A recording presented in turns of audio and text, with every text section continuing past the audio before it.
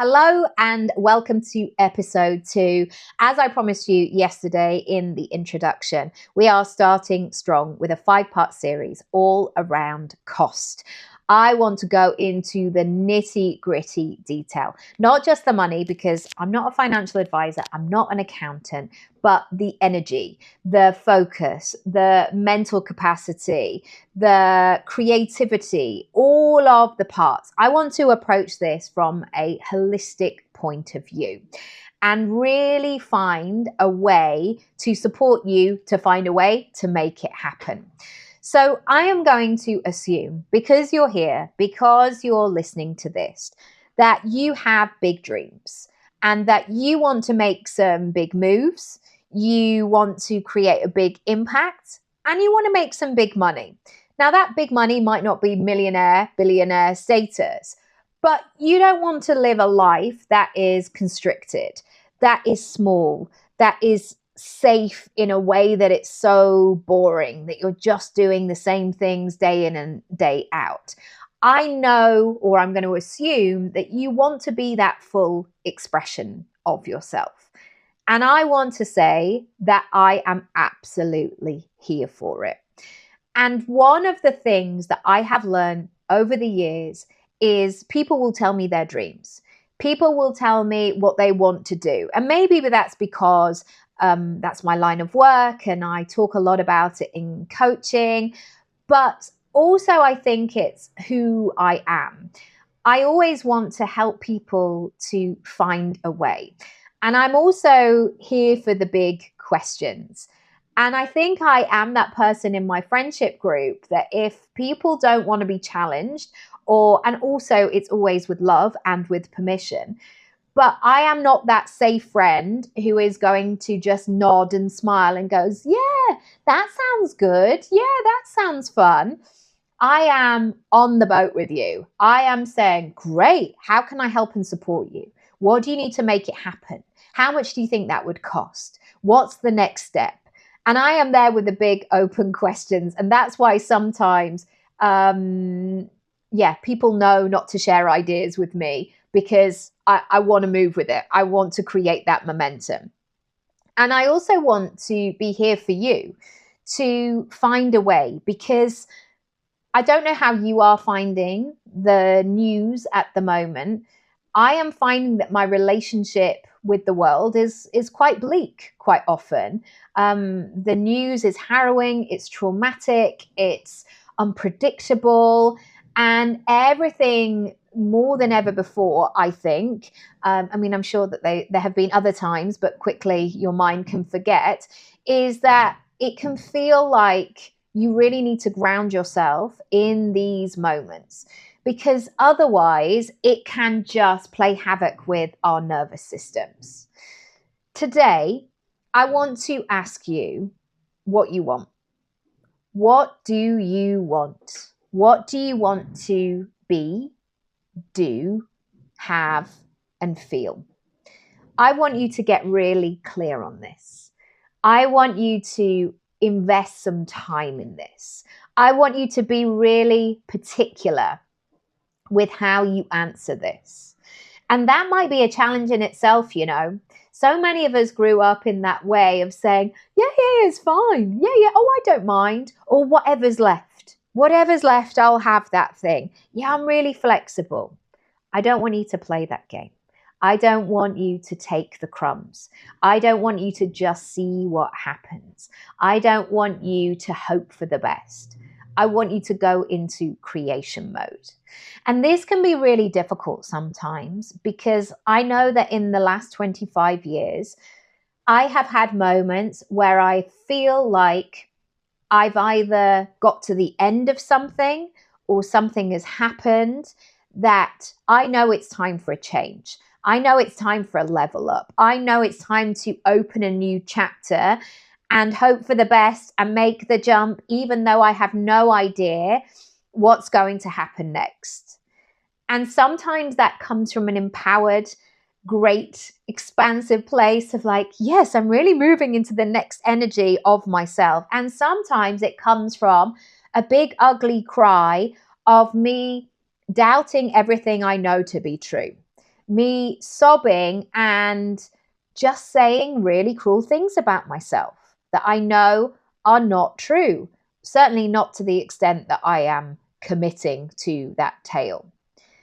And so I want to ask you, based on that answer of what do you want to be, do, have, and feel, I want to ask you where you are right now. Are you feeling like you are living that life? Now, as you answer that, I want you to tread carefully and I want you to protect yourself through that moment. Because sometimes when things are not working, we get really into our head and it's like we turn up the volume and the brightness on that thought of like, well, it's never going to work. And then suddenly we've got a soundtrack and smoke and flames and the whole thing, and it becomes this big thing. However, I want you to approach it from a kind police officer energy of, I'm just here to investigate. I'm just here to see what's going on. Because when we take that attitude with our place, with ourselves, we can really begin to get some great answers. And so, based on your answers of where you are right now, I want to ask you if you're comfortable. If things continued in the way that they are doing so, is that the true potential of you? Would you be satisfied with that? And I'm bringing this up because when we talk about cost and when we link it with the scarcity and the unpredictability of society and the economy and the current climate, we can tell ourselves that therefore we should just stay the same. And I have known over the last 25 years, there have been some times, some moves that I have made, and some of those moves I would not make now because I now have 2 small children and a house. But there were times where on paper, I shouldn't have been doing that. I shouldn't have been making that move. It would have been seen as an unsafe decision. However, there was something in me that was so emotional and so connected that I knew that I had to go no matter what, and that I would find a way. And even if I had to go slower, even if I had to go without, even if I had to make sacrifices, even if I had to do more, I would still do it. And I would find a way, because where I was in that moment, however budget friendly or safe it was, or predictable, or any of those things that I'm sure teachers at school taught us and that were valued, I knew I could not stay there anymore because my comfort zone was no longer comfortable. It was uncomfortable. It was itchy. It was tight. It was restrictive. You know, if you've ever dressed a child, or even if you've ever dressed yourself in a changing room and you put something on and you're like, oh my gosh, I don't know how I'm going to get out of this dress. Oh no, oh, I can't breathe. Oh, it's going to be too much. That is how I have felt in certain areas of my life, in certain times. And so I am not saying go and make radical moves tomorrow and not be aware of anything in terms of your current circumstances. I'm not saying be rash. That's such a northern phrase. Don't be rash, love. Don't be rash. I'm not saying don't be rash. What I am saying is you can do this in a way that is little and often, like I was talking about yesterday. You can dip your toe in. Think about a swimming pool. You can get a sense of what that water is going to be by just putting one finger in or one dip of the toe. That's how you're going to get information. You don't always have to go in and get your hair wet completely to know, oh, wow, that is bloody cold. Right, I'm not going to go in today. So I want you to begin to be open about exploring a little bit further. Not a 0 to 100, but what happened if you just expanded yourself 10%, 12%, just see what wiggle room capacity we've got here. I want you to also think about not doing it, not making moves on any of your dreams. In fact, just staying the same, just doing what you've always done in a way that you've always done it, and how that would feel. And this has been a very useful exercise for me over the years, because there have been times where I've thought to myself, maybe I should just do something else. Maybe I should be an estate agent. I mean, I only felt like that for about 15 minutes after we'd bought our house. And I was thinking to myself, wow, I create really good paragraphs. And I love looking on Rightmove. That was another thing. But generally, I don't feel like my calling is to be an estate agent. But I've always felt over the last 25 years, even though I've visualized and tried on in my head, in my imagination, other routes, I always come back to what I'm doing now. That is always when I feel my most connected, my most aligned, my most in flow, and it feels really good. And I trust that. And I also feel that you have to look at the energy around creating your dreams. So if you are going to commit to going ahead with what it is you want to be, do, have, and feel, you have to be connected and committed to doing all of the work. And that's not just from a strategy point of view of going, right, okay, I'm going to send 20 emails a day. The work is also the internal work, making sure that you clean up your energy each and every time, making sure that you don't have any prickliness when you didn't hear back from that person within the first half an hour.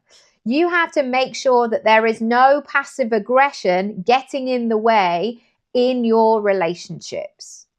And so if you are committed to going ahead with it, you have to be willing to take it all on. And I guess the only other way that I do this, I mean, I do this with other extended members of my family, but certainly when I became a parent, I thought about 8 weeks in, oh, this difficulty, this hard stuff that I'm experiencing right now, this is going to go on for a while.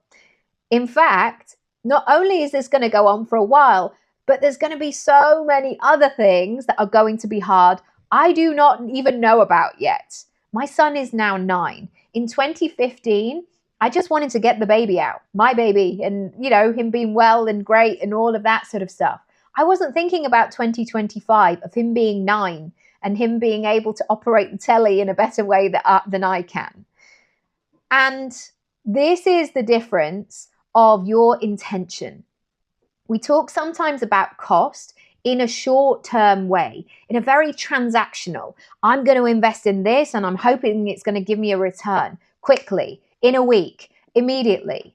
And of course, there are some things that you would hope would happen in that way. If you go in for a haircut, you want somebody to cut your hair and it feel fabulous as you leave that salon. You don't want them to cut it and be like, yeah, you're just going to have to let it grow back a little bit and then wash it yourself and then it will be okay.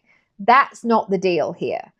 But what I'm saying is that each and every day, that if you are committed to going for what it is that you want, the cost of doing that is taking it all on.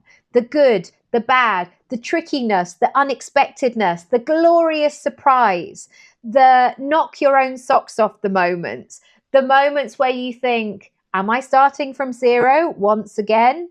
And so one of the things that I've really looked at in the last, how many years? 13 years. I was like, how old am I?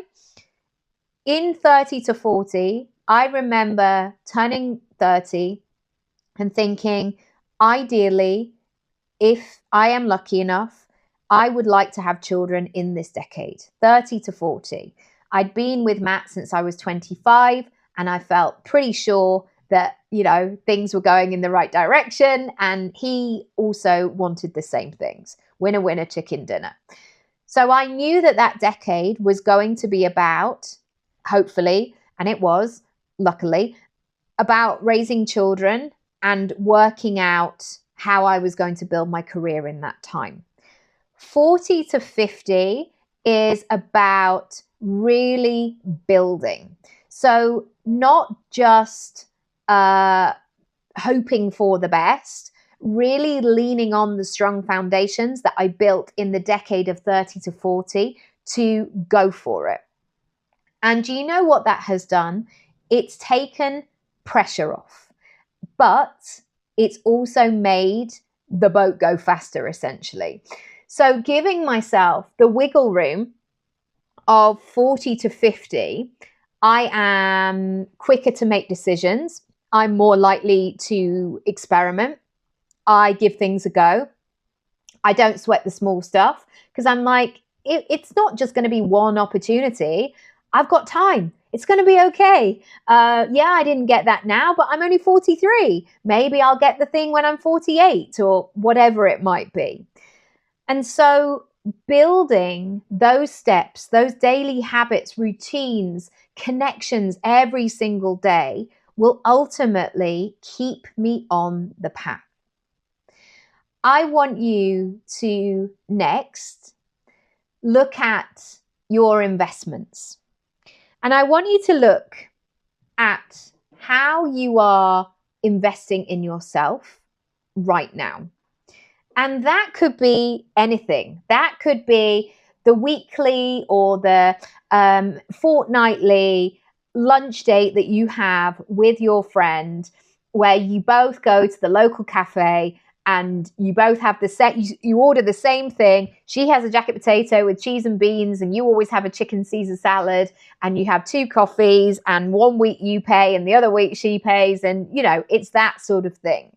Maybe there are certain things that you do in terms of supplements or exercise, or you make sure that you do something for yourself every single month.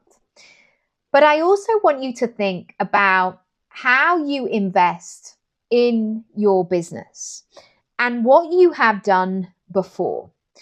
Because often when I have invested, and I have invested so much over the last 25 years, and again, I did that way earlier than perhaps my friends did, because I knew that my personal brand was on me. Nobody cared. That was very obvious to me from an early stage. Nobody cared if I was doing well or not. Nobody gave me an appraisal. It was on me. It was on me to make this happen. And so I realized that if I had gaps, if I had things that I didn't understand or things that I needed to improve, or people that I wanted to learn from, I knew that that all had to come from me. And that involved money often. It involved big amounts of money that I would pay people, and I would commit to that relationship. And so I want you to think about those chapters in your life where you have invested in yourself, and ask yourself, what did that look and feel like? How did it start? Why was that the right time? And what helped you propel forward? Understanding ourselves and why we make decisions is one of the greatest things that we can do. Knowing why we do the things that we do or act in a certain way is the most beautiful level of self-awareness. And so I want to invite you to look at where you are right now and think about what you need to do, what you can lean on to begin to create momentum, to move you forward in your business. Number 3, I want you to think about your dreams. And maybe you'd like to pick one for the purposes of this exercise, or you can pause it and do it for a couple. I think it's time, truly, to bring these dreams to life, to not just talk about them in terms of a bucket list and go, well, hopefully before I die, I'll do this thing. Well, not that I do want to do this, but say I had a desire to ski.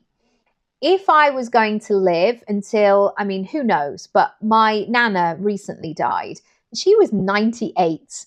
What happened if I suddenly was like, okay, I'm now 94 and this is the time and space that I've got to do this skiing?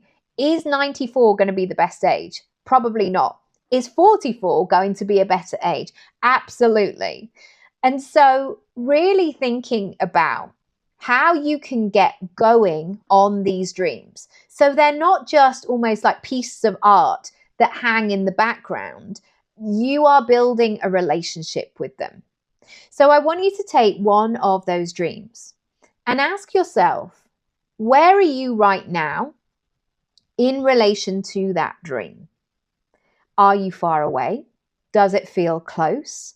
Does it feel like just out of reach and you know that you can get it, but it's not quite there yet? What is that feeling? Because what we're trying to do here is to really have that relationship, that sense that we are sitting side by side with our dreams, that we're working on them together, that things are happening.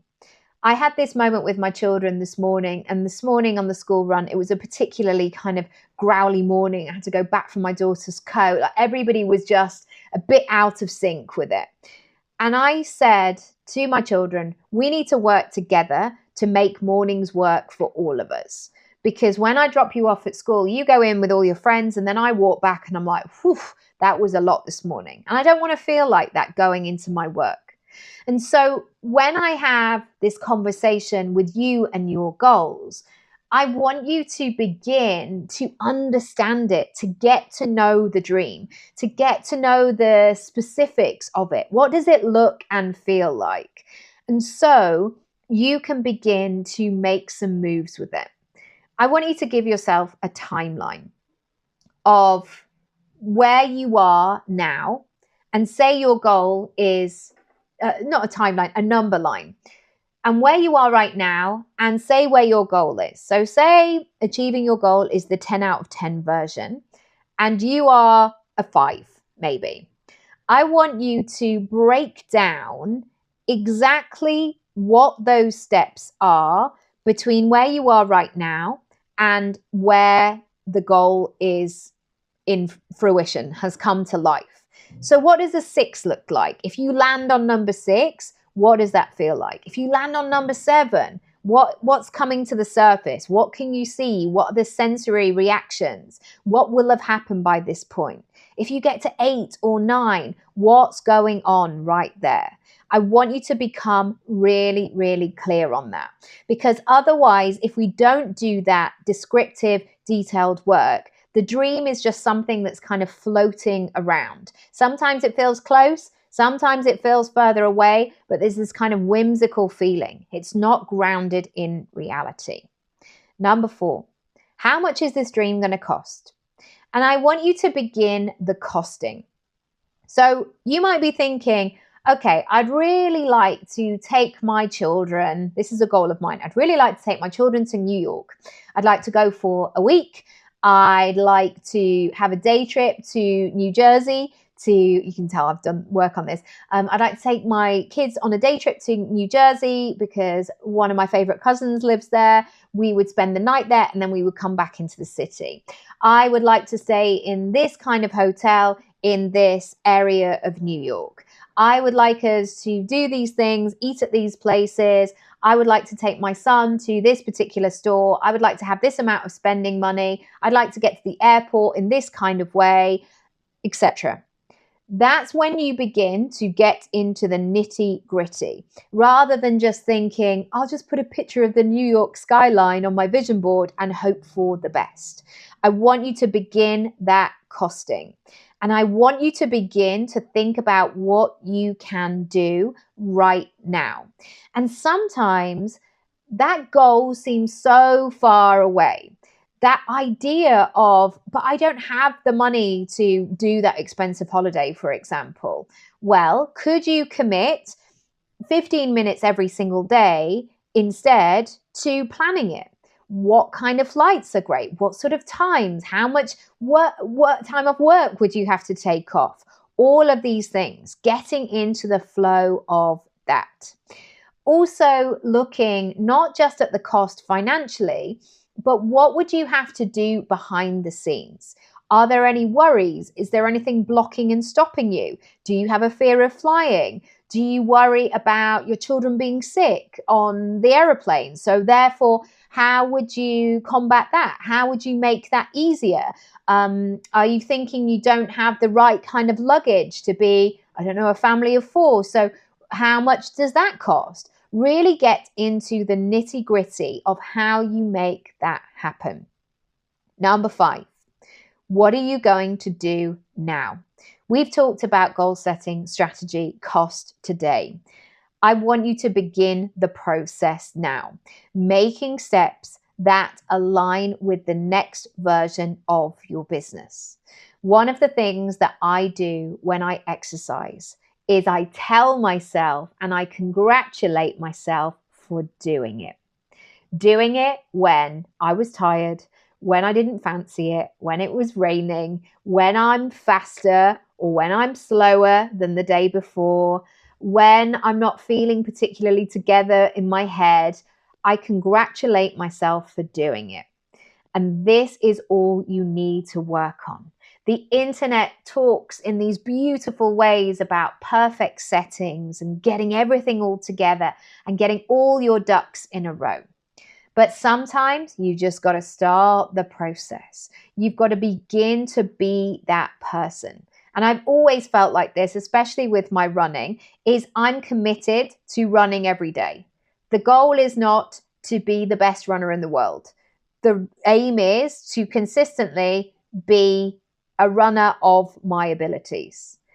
And so I want you to think about your dreams and where you're going next, because your business, your skills, your expertise can absolutely help you bring these dreams to life. They totally can. It's all within reach. So I would love to know what you think. If you would like to book a strategy session, send me a message. You can go via my website and tell me that you've listened to the podcast, because if you have, I might just share a little cheeky discount with you and send you a gift or an access to a course or something. Like, tell me about your business.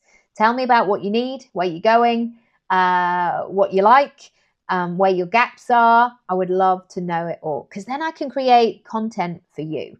Content that's really going to land and sing for you. This is only part 1. I told you we're going to be doing a lot of juicy work here. So this is part 1. Come back tomorrow for part 2, and I'll see you then. Lots of love. Bye.